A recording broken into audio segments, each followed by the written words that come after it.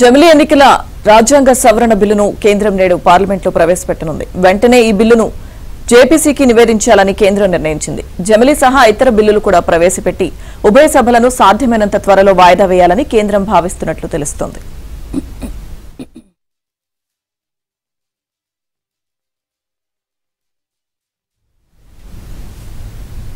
ఇక కీలకమైన జమిలీ బిల్లు ప్రవేశపెట్టనున్న నేపథ్యంలో పార్లమెంట్ సమావేశాలకు తప్పనిసరిగా హాజరు కావాలని ఆదేశిస్తూ బీజేపీ, కాంగ్రెస్ లోక్సభలో తమ ఎంపీలకు 3-లైన్ విప్ జారీ చేశాయి.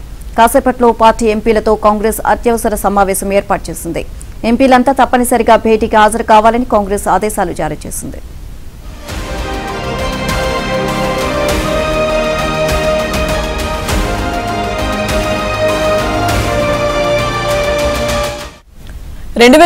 లో జమిలీ ఎన్నికలు జరిపించేందుకు కేంద్రం సన్నాహాలు చేస్తున్నట్లుగా సమాచారం. 2029 లోక్సభ అసెంబ్లీలకు ఒకేసారి ఎన్నికలు జరుగుతాయని, స్థానిక సంస్థల ఎన్నికలు కూడా 2034 నాటికి జమిలీ పరిధిలోకి వస్తాయని అధికారిక వర్గాలు అంటున్నాయి.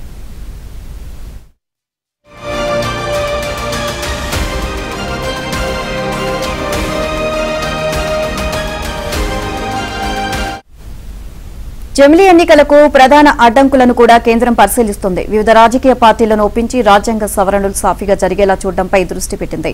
అలాగే జనాభా లెక్కల సేకరణ, నియోజకవర్గాల పునర్విభజన కూడా ఈలోపు పూర్తి చేయాల్సి ఉంటుంది. వచ్చే ఏడాది జనాభా లెక్కల సేకరణను, 2027 నాటికి నియోజకవర్గాల పునర్విభజన, మహిళా రిజర్వేషన్ అమలు చేసే నియోజకవర్గాల గుర్తింపును పూర్తి చేయాలని ప్రభుత్వం భావిస్తోంది.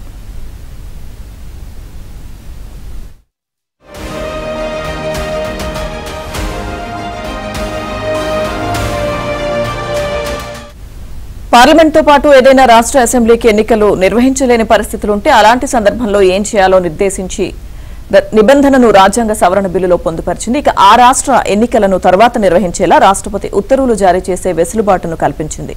దీనికి సంబంధించి బిల్లులోని సెక్షన్ 2 సబ్ క్లాజ్ 5లో చేర్చారు. ఈ బిల్లును ప్రవేశపెట్టిన అనంతరం కేంద్రం జేపీసీకి నివేదిస్తుందని ప్రభుత్వ వర్గాలు తెలిపాయి. ఈ రోజు సాయంత్రానికి జేపీసీ సభ్యులను ప్రకటించే అవకాశం ఉంది.